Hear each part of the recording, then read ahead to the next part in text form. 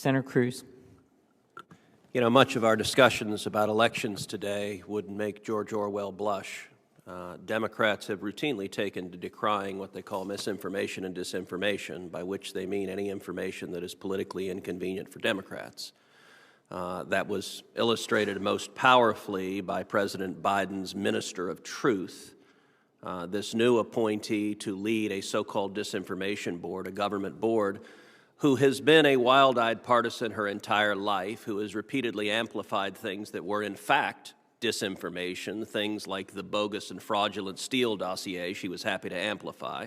She's also advocated silencing and censoring things that were unquestionably true, like Hunter Biden's laptop, which was politically inconvenient to Democrats at the time of the election.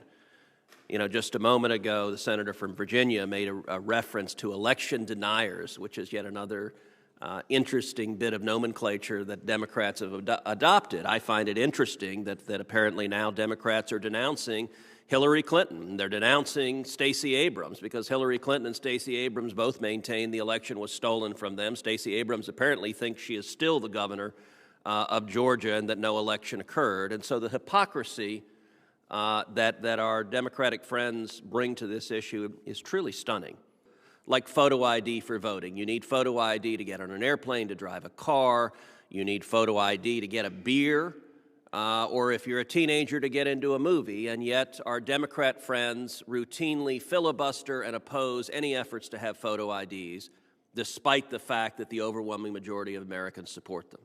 Pushing for universal mail-in balloting, and it's almost as if Democrats took the Carter-Baker Commission, read the recommendations on how to stop fraud, and inverted them, said, let's do the opposite. Whatever would stop fraud, let's do the opposite, and let's do more of the conduct that produces fraud.